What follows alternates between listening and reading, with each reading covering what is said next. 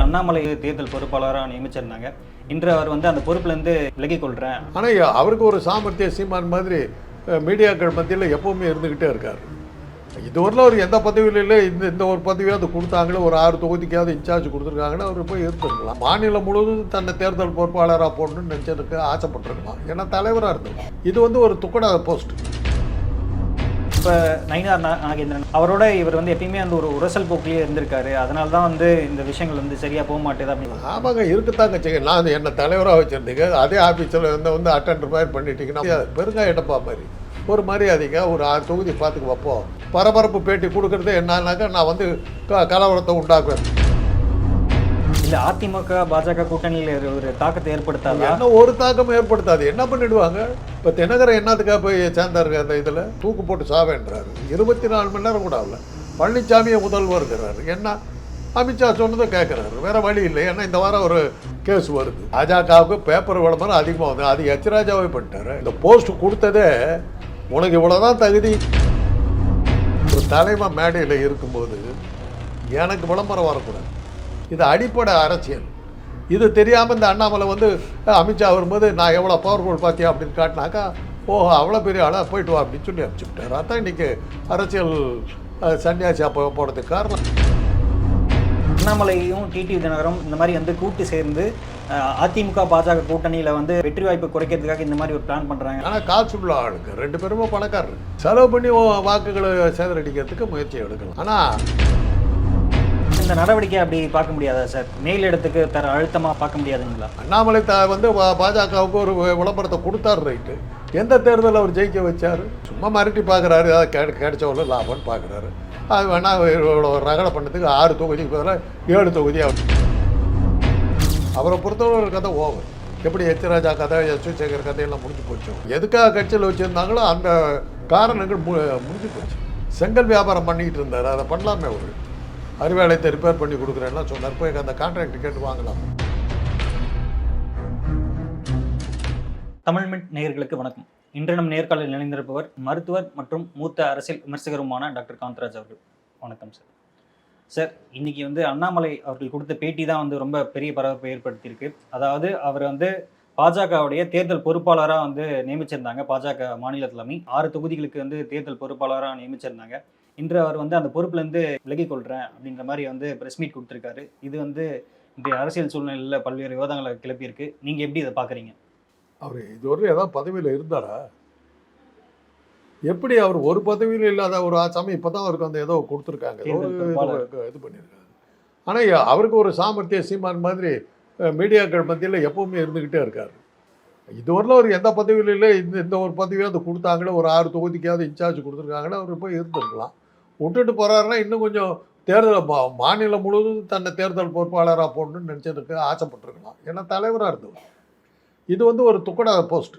ஒரு 6 தொகுதிக்குனாக்க ஒரு லோக்கல் பஞ்சாயத்து தலைவர் மாதிரி 72 பேர் அதில் ஒருத்தராக வந்து, அதனால் அது தன்னுடைய கௌரவ குறைச்சலாக இருக்குன்னு அவர் நினச்சிருக்கலாம். அதுக்காக பண்ணியிருக்கோம். ஓகே. ஏன்னா இப்போ வந்து அந்த கூட்டணி எல்லாம் வந்து இப்போ தான் வந்து ரீசெண்டாக வந்து செட் ஆயிருக்கு அப்படின்ற மாதிரிலாம் எல்லாம் பேசப்பட்டது. அது போக வந்து நயினாரோட அடிக்கடி அவருக்கு உரசல் வருது அப்படின்ற மாதிரிலாம் வந்து சொல்லப்பட்டது. அதுக்கப்புறம் இந்த மாதிரியான விஷயங்கள் நடக்குது. ஸோ இது கூட்டணிக்குள்ள எந்த மாதிரியான தாக்கம் ஏற்படுத்தும்? நயினார் இவருக்கும் அந்த உரசல் இருக்குன்னு நீங்கள் பாஜக கூட கூட்டணிங்கிறதும் பிரச்சனையே கிடையாது. ஏன்னா பாஜக பிடியில் தான் தேர்தல் ஆணையம் இருக்குது. தேர்தல் முடிவுகளே பாஜக சொல்கிறது தான் வரப்போகுது. இப்போ பீகாரில் பார்த்தாச்சு, மகாராஷ்டிராவில் பார்த்தாச்சு. மக்கள் யாருக்கு ஓட்டு போட்டால் என்ன? பீகார் எடுத்துக்கங்களேன், 23% எதிர்கட்சி வாங்கியிருக்காங்க. 20% தான் இவங்க என்டிஏ வாங்கிச்சு. 23% வாங்கின எதிர்கட்சி கூட்டணிக்கு 45 சீட்டு. 20% வாங்கின 3% குறைச்சலாக வாங்கின 20% வாங்கின என்டிஏ கூட்டணிக்கு 200 சீட்டு. இதுதான் தேர்தல் ஆணையம். ஆனால் ஞானேஷ்குமாரோட அவங்க கூட்டணி வச்சுருக்காங்க. அவங்க சொல்கிற முடிவுகள் தான் வருங்கிறதுனால பாஜக கூட்டணி நல்ல வலுவாக இருக்குது. இல்லை அதிமுக பாஜக கூட்டணியில் ஒரு தாக்கத்தை ஏற்படுத்தாது. என்ன ஒரு தாக்கம் ஏற்படுத்தாது. என்ன பண்ணிடுவாங்க? இப்போ தினகரன் என்னத்துக்காக போய் சேர்ந்தாருங்க அந்த இதில்? முந்தின நாள் சொல்கிறாரு பழனிசாமி வந்து ஆட்சியில் இருப்பதை விட நான் தூக்கு போட்டு சாவேன்றாரு. 24 மணி நேரம் கூட ஆகல. பழனிசாமியை முதல்வருங்கிறாரு. என்ன அமித்ஷா சொன்னதை கேட்குறாரு. வேறு வழி இல்லை. ஏன்னா இந்த வாரம் ஒரு சொத்து குவிப்பு வழக்கில் ஒரு கேஸ் வருது. மரியாதை இருந்து ஆகணும். அப்படி தான் எல்லோரும் மாட்டிகிட்டு இருக்கிறாங்க. அமலாக்கத்துறையும் தேர்தல் ஆணையம் இருக்கிறவர்களும் பாஜகவை ஒன்றும் அசைக்க முடியாது. இல்லை அதனால் இதில் ஒன்று இவர் பேசுறதுனால தான் ஆகி போச்சு. என்னமோ அரசியல் பேசுறீங்க, அரசியல் எங்கே இருக்குது? இங்கே வியாபாரம் தான் நடந்துக்கிட்டு இருக்கு. ஏன்னா முன்னாள் மாநில தலைவராக இருந்திருக்காரு. இப்போ நயினார் நாகேந்திரன் அவர்கள் தான் வந்து மாநில தலைவராக இருக்காரு. அவரோட இவர் வந்து எப்பயுமே வந்து ஒரு உரசல் போக்கிலேயே இருந்திருக்காரு. அதனால தான் வந்து இந்த விஷயங்கள் வந்து சரியா போக மாட்டேது அப்படின்ற மாதிரியான ஒரு ஆமாங்க, இருக்கத்தாங்க செய்யுங்க. நான் என்ன தலைவராக வச்சுருந்தீங்க, அதே ஆஃபீஸில் வந்து அட்டெண்டர் மாதிரி பண்ணிட்டீங்கன்னா ஒன்றுமே இல்லைன்னு பண்ணிட்டீங்கன்னா எப்படி இருக்கும்? ஒரு ஒரு ஒரு கம்பெனியில் மேனேஜராக இருக்கிறீங்க, உங்களுக்குன்னு ஒரு ரூம் கொடுத்துருப்பாங்க, ஒரு செக்ரட்டரி கொடுத்துருப்பாங்க, ஃபுல்லாக ஏர் கண்டிஷனாக இருக்கும், எல்லா ஃபைலும் உங்ககிட்ட தான் வரும், அத்தனை பேரும் உங்க கொடுத்துப்பாங்க. அதிலேருந்து எடுத்துட்டாங்கன்னாக்கா உங்களை ஒருத்தர் சீர்ந்த மாட்டாங்க. எவ்வளோ பெரிய அசிங்கம் அது! அதை தாங்குகிற சக்தி இருந்தால் தான் நீங்கள் அங்கே இருக்க முடியும். அவரை அன்செரமோனியஸாக வெடி அமைச்சிட்டாங்க. அதுக்கப்புறமா அவர் சாமர்த்தியமாக வந்து மீடியாக்கள் மத்தியில் வந்து அப்பப்போ ஏதோ பேட்டி கொடுத்துக்கிட்டு தன்னுடைய பேரை வந்து விளம்பரப்படுத்திக்கிட்டே நின்றுக்கிட்டு இருந்தார். இப்போதைக்கு பார்த்தாங்க, சரி இந்த ஆள் இவ்வளோ தலைவராக இருந்தாருன்னு ஒரு மரியாதை, பெருங்காய டப்பா மாதிரி ஒரு மரியாதைங்க, ஒரு 6 தொகுதி பார்த்துக்கு வைப்போம் அப்படின்றது. அதுக்கு மேலே அவருக்கு சான்ஸ் இல்லை. இது இப்போ வந்து இந்த பரபரப்பு பேட்டி கொடுக்கறது என்னன்னாக்கா, நான் வந்து கலவரத்தை உண்டாக்குவேன், தனக்கு முக்கியத்துவம் கொடுக்கறதுக்காக இந்த பேட்டியெல்லாம் கொடுக்குறாரு. கலவரத்தை உண்டாக்கும் அப்படின்ற அதாவது தனக்கு முக்கியத்துவம் வேணுங்கிறதுக்காக இவர் என்ன பண்ணிடுவார் பாஜகவை. ஆனா பாஜக அப்படின்ற ஒரு கட்சி அப்படின்றனாலே அண்ணாமலை அப்படின்ற ஒரு இமேஜ் தான் வந்து இவ்வளவு நாள் வந்து அது கொண்டு வந்தது அப்படின்ற மாதிரியான ஒரு பார்வையெல்லாம் இருக்குல்ல சார். ஸோ அண்ணாமலை வந்து இந்த மாதிரி இந்த அவரோட விலகல் வந்து பாஜகவுக்கு ஒரு பின்னடைவா இருக்காது அந்த தேர்தல். என்ன பெருசாக வளர்த்திட்டாரு, என்ன பெரிய எலெக்ஷனில் ஜெயிச்சு கிழிச்சாரு. பாஜகவுக்கு பேப்பர் விளம்பரம் அதிகமாக வந்து அது எச்ராஜாவே பண்ணிட்டாரு. எச்ராஜா பண்ணார், எச் சேகர் பண்ணார், ஒரு ஒய்ஜி மகேந்திரன் பண்ணார், இவங்க எல்லாமே பண்ணாங்களே. அது கூட இவர் வந்து கொஞ்சம் வித்தியாசமாக ஆபாசமான முறையில் வந்து விளம்பரப்படுத்துனது இவர் தான். ப்ளூ வார் ரூம்னு வச்சுக்கிட்டு ஆபாசமான விஷயங்கள்லாம் சொல்லி கேவலமான விஷயங்கள்லாம் பண்ணார். சவுக்கில் அடிச்சுக்கிறது, போட்டு ஓட்டுறது, இந்த மாதிரி கோமாளி கூத்தெல்லாம் இது பண்ணி தான் அப்படி தான் அவர் ஃபேமஸ் ஆனார். அரசியல் ரீதியாக அவர் என்ன பண்ணார்? அதனால் இவ்வளோ இந்த போஸ்ட் கொடுத்ததே உனக்கு இவ்வளோ தான் தகுதிங்கிற மாதிரி பாஜக முடிவு எடுத்துருக்கு. அதுக்கு மேலே அவர் வந்து மிரட்ட முடியாது.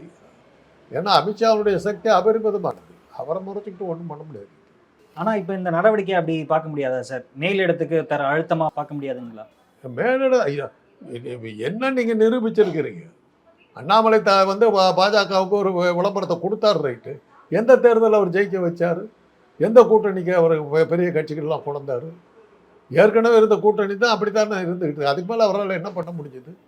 நல்ல விளம்பரம் இது பண்ணார், நல்ல விளம்பர ஸ்டண்ட்டு, சவுக்கில் அடித்து சிரிப்பான சிரிப்பு எல்லாம் ஒரு இன்றைக்கி அண்ணாமலை ஷோ இல்லையாங்கிற அளவுக்கு கோமாளி கூத்தாடிக்கிட்டு இருந்தார். அதை தவிர அவர் வந்து என்ன அரசியல் ரீதியாக அவர் என்ன பண்ணார்? அதனால் அது சும்மா மிரட்டி பார்க்குறாரு, அதை கிடைச்சவளோ லாபம்னு பார்க்குறாரு.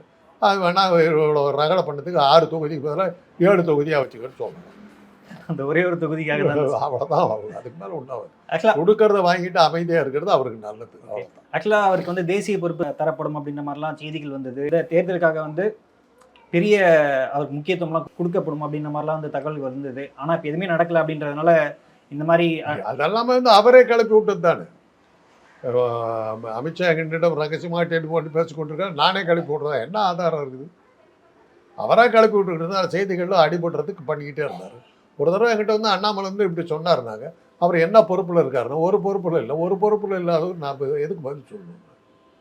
எனக்கு அவருக்கு என்னங்க வித்தியாசம்? எனக்கும் ஒரு பொறுப்பும் கிடையாது, அவருக்கு ஒரு பொறுப்பும் கிடையாது. 2 பேரும் ஆனால் மீடியாவில் இருக்கும், அவ்வளோதான். என்ன வித்தியாசம் இருக்குது? அவரால் ஒன்றும் செய்ய முடியாது. கொடுக்கறத வாங்கிட்டு அமைதியாக பொழப்ப ஓட்டிக்கிட்டு இருக்கிறது நல்லது, அவ்வளோதான் நான் சொல்லுவேன். ஆனால் அது போக இந்த மாதிரி அடிக்கடி அண்ணாமலை இந்த தனி கட்சி தொடங்க போகிறாரு அப்படின்ற மாதிரியான ஒரு செய்திகள்லாம் எல்லாம் நானே கிளப்பி விட்டது தானே. இப்படி எல்லாம் சொல்லி மேலிடத்தில் ஏதாவது ஒரு வேளை பயந்துக்கிட்டு நமக்கு எதாவது கிடைக்குமாங்கிறதுக்காக நான் கிளப்பி விட்ட செய்திகள். நீங்களும் அதுக்காக இருக்கிறீங்க. அவர் கொடுக்குற செய்தியெல்லாம் போட்டு அவருக்கு ஒரு முக்கியத்துவம் கொடுத்து இது பண்ணுறீங்க. சார், அண்ணாமலை இந்த மாதிரி வந்து இந்த தேர்தல் பொறுப்புலேருந்து விலகினது வந்து மத்திய தலைமைக்கு வந்து ஒரு ஒரு செய்தி சொல்கிற ஒரு விஷயமா இருக்குது. அது போக வந்து அவங்க வந்து அண்ணாமலை மாதிரி நிறைய பேரை பார்த்துருப்பாங்கல்ல. ஸோ இவரை எப்படி டீல் பண்ணுவாங்க, இதுக்கப்புறம் என்ன நடக்கும் அப்படின்னு நீங்கள் தெரியாது. அவர் தன்னுடைய முக்கியத்துவத்தை அவரை இழந்துட்டார். இந்த போஸ்ட்டே ரொம்ப ரகலை பண்ணிட்டு இருக்கா வச்சுக்கோ அப்படின்னு சொல்லி ஒரு ஆறுதலுக்காக கொடுத்துருக்காங்க, அவ்வளோதான். அதை வாங்கிக்கிட்டு அவர் பேசாமல் இருக்கிறது தான் நல்லது. இனிமேல் அவர் வந்து அவருடைய எதிர்காலம் அப்போ முடிஞ்சு போச்சு. அவரை பொறுத்தவரை ஒரு கதை ஓவர். எப்படி எச்ராஜா கதை, சேகர் கதையெல்லாம் முடிஞ்சு போச்சோ அது மாதிரி அவர் கதையும் முடிஞ்சு போச்சு. அவரை எதுக்காக கட்சியில் வச்சுருந்தாங்களோ அந்த காரணங்கள் முடிஞ்சு போச்சு. இனிமேல் அவர் தேவையில்லை. ஒரு தொலைதூர நோக்கத்துக்காக கூட அண்ணாமலை வந்து அதுக்கு அடுத்து கண்டினியூ பண்றதுக்கு அவங்க எதுவும் யோசிக்க மாட்டாங்களா? நீங்களே எவ்வளோ சொல்லி காப்பாற்றுறதுக்கு பார்க்குறீங்க, வருத்தத்தை தான் தெரிவிக்கிறோம். முடியாது. உங்களை போன்ற மீடியாக்கள்னால கூட அவரை கொண்டு வர முடியாது. அதே போல இன்னைக்கு வந்து இந்த கேள்வியை வந்து அமைச்சர் சேகர் பாபு அவர்கிட்ட கூட கேட்டிருந்தாங்க. அவர் வந்து என்ன சொல்லியிருந்தாரு அப்படின்னா, அந்த கட்சியும் அவரை மறந்துடுச்சு, அவரும் அந்த கட்சியில எதிர்த்து இருக்காரு அப்படின்ற மாதிரி அவர் யோசிச்சுட்டு இருக்காரா என்னன்னு தெரியல. அது போக இந்த விஷயத்துக்கு வந்து அவர் என்ன சொல்ல முற்படுறாரு அப்படின்னும் தெரியல அப்படின்ற மாதிரி சொல்லியிருக்காங்க. அதான் இப்போ நான் சொன்னது தான் அவரும் சொல்லியிருக்காரு. காலாவதி ஆயிடுச்சு, முடிஞ்சு போச்சு. Spirit is over. காம்ப்ரமைஸ் பண்ணிட்டு வேற ஏதாவது பார்க்கறது தான் நல்லது. செங்கல் வியாபாரம் பண்ணிட்டு இருந்தார், அதை பண்ணலாமே. அவர் அறிவாலயத்தை ரிப்பேர் பண்ணி கொடுக்குறேன்னா சொன்னார். போய் அந்த கான்ட்ராக்ட் கேட்டு வாங்கலாம். அதே போல வந்து இன்னொரு விஷயமும் சொல்லப்படுது. அதாவது டிடிவி தினகரன் அவர்கள் வந்து இந்த வாட்டி வந்து தேர்தலில் நிக்க போறதில்ல. அவருடைய ஆதரவாளர்கள் தான் நிக்க போறாங்க அப்படின்ற மாதிரி சொல்றாங்க. ஸோ அண்ணாமலையும் டிடிவி தினகரும் இந்த மாதிரி வந்து கூட்டு சேர்ந்து அதிமுக பாஜக கூட்டணியில வந்து தோற்கடிக்க இல்ல வெற்றி வாய்ப்பு குறைக்கிறதுக்காக இந்த மாதிரி ஒரு பிளான் பண்றாங்க அப்படின்னு வந்து விமர்சனங்கள் வைக்கிறாங்க. நீங்க இதை எப்படி பாக்குறீங்க? உங்க ஆசையை நிறைவேறட்டும், அவ்வளோதான் சொல்ல முடியும். வேற என்ன சொல்ல முடியும்? டிடிவி தினகரன் எத்தனை பேர்த்துக்கு தெரியும் தெரியல. ஆனால் காசுள்ள ஆளுங்க 2 பேருமே பணக்காரரு. செலவு பண்ணி வாக்குகளை சேகரிக்கிறதுக்கு முயற்சி எடுக்கலாம், சொல்ல முடியாது. ஓகே. ஆனால் அமித்ஷாவுடைய அபரிமிதமான சக்தி அவங்க 2 பேர்த்துக்குமே தெரியும். அதனால அவரை பகிச்சுக்கிட்டு அவங்க போக மாட்டாங்க. ஏன்னா தொடர்ந்து இவங்க 2 பேர் தான் வந்து எடப்பாடிக்கு எதிராக பேசிக்கிட்டு இருந்தாங்க. ஸோ இப்போ அந்த கூட்டணி அவங்க கூட்டணிக்குள்ளேயே இவங்க இருக்கிறதுனால இந்த மாதிரி ஒரு செயல்கள் செய்கிறாங்க அப்படின்ற போது வந்து அதெல்லாம் முடியாதுங்க. முந்தின நாள் சொல்கிறாரு எடப்பாடி பழனிசாமி முதலமைச்சரெல்லாம் நான் தற்கொலை தூக்கு போட்டு சேவைன் அப்படின்னாரு. மறுநாள் காலையில் அமித்ஷா கூப்பிட்டு அமிச்ச உடனே எடப்பாடி பழனிசாமியை தான் முதல்வராக இருப்பார், நாங்கள் பங்காளிகள் அடித்துக்கொண்டோம் கதை சொல்லிட்டு போயிட்டார். அவ்வளோதான். அமித்ஷா கூப்பிட்டு இப்போது நான் சொல்கிறேங்க, இவங்கெல்லாம் வந்து அமித்ஷா கிட்ட இருக்கிற அடிமைகள், கொத்தடிமைகள். எதா பேசுனா அப்படின்னா முடிஞ்சு போச்சு. பழனிசாமி பேசிட்டு வர, பன்னீர்செல்வம் பேசிட்டு வர, தினகரன் பேசிட்டு வர, இல்லை செங்கோட்டையன் தான் பேசிட்டு வர. என்ன பேச முடியும் அவங்களால? மடியில் காணா ஒன்றும் பண்ண முடியாது. அமித்ஷா மீறி வந்து அண்ணாமலையால் ஒன்றும் ஒன்றும் பண்ண முடிஞ்சு போச்சு. நான் தான் சொல்கிறேனே, கொடுத்துருக்காங்க 6 தொகுதி கொடுத்துருக்காங்க. அதை வச்சுட்டு இருக்கிற மாதிரி காட்டிக்கிட்டு அந்த 6 தொகுதியிலையாவது ஆரம்பித்து மறுபடியும் திரும்பி வரத்துக்கு பாருங்கள்.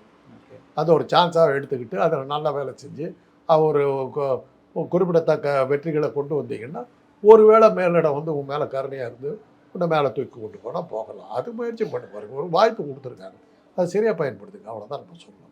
ஆனால் தொடர்ந்து வந்து ஒரு சில மேடைகள்லாம் கூட நம்ம பார்த்துருப்போம். அமித்ஷா இருக்க மேடைகள்லேயே வந்து அண்ணாமலைக்கு வந்து அவ்வளோ விசில் சத்தம் பறந்தது. அதெல்லாம் வந்து அமித்ஷா அவர்களுக்கு வந்து ஒரு நோட்டிஃபை பண்ணி எப்போவுமே ஒன்று வச்சுக்கோங்க. உங்கள் மாதிரி ஆளுங்க தான் இந்த மாதிரி ஆளுங்களெல்லாம் குட்டிச்சோறாகி குப்பை கூடையில் தள்ளுறதுக்கு காரணமே நீங்கள் தான். ஒரு தலைமை மேடையில் இருக்கும்போது எனக்கு விளம்பரம் வரக்கூடாது, தெரியுதா? ஓஹோ நீ என்னை விட பெரிய ஆளுன்னு காட்ட பார்க்குறியா அப்படின்னு நினச்சாருன்னா அதனுடைய விளைவு தான் நிற்காலி. நீங்கள் ஒரு பிரபல நடிகர் வந்து இதெல்லாம் நடத்திக்கிட்டு இருந்தார். அவர் கூட்டங்களுக்கெல்லாம் நான் போவேன். ஒரு கூட்டத்தில் பேசும்போது என்னுடைய பேச்சுக்கு திருப்பி திருப்பி கைத்தட்டல் வந்தது. அது அவரோட நான் பேசுகிற 2வது கூட்டம் அது. அப்புறம் வந்து தேசிய கீதம் பாடும்போது பாடுறதுக்கு சரியான ஆள் இல்லைன்னு நானே பாடிட்டேன். அவருடைய உதவியாளர் அவர் வந்து எனக்கு ஃபோன் அடித்தார். என்ன சார் இப்படி பண்ணிவிட்டீங்க, என்னாச்சு? இடிஞ்சு போயிட்டாரு, இவர் என்ன நம்மளே தூக்கிடுவார் போட்டிருக்கே அப்படின்னு புலம்பிக்கிட்டே போயிருக்கார். அன்றைக்கி தான் எனக்கு தெரிஞ்சுது, தலைமை மேடையில் இருக்கும்போது நீங்கள் பேர் வாங்கக்கூடாது. தலைவர் இல்லாத மேடையில் நீங்கள் தனியாக நீங்கள் நிற்கிறீங்கன்னா நீங்கள் இது பண்ணலாம். தலைவர் இருக்கும்போது தலைவருக்கு தான் எல்லா புகழும் போகும். இது அடிப்படை அரசியல்.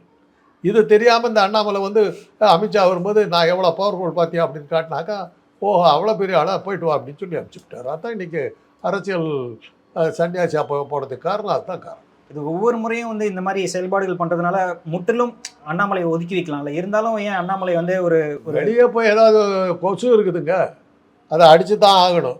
அது வந்து உட்காந்துக்கிட்டு அடிக்கும் போதெல்லாம் தப்பிச்சுட்டு அந்த மாதிரி தப்பிச்சுக்கிட்டு இருக்காரு. அவ்வளோதான் அண்ணாமலை ஒரு கொசு, அவ்வளோதான். ஆனால் அண்ணாமலை வந்து முழுசாக விளக்க வந்து பாஜக அவங்களுக்கு வந்து விளக்குற அளவுக்கு பெரிய ஆள் இல்லைங்க. விளக்குனா அதை ஒரு செய்தியாக போட்டு நீங்கள் உடனே அதை ஒரு இது போட்டுட்டு ஒரு 2 மணி நேரம் பேச ஆரம்பிச்சிருவீங்க.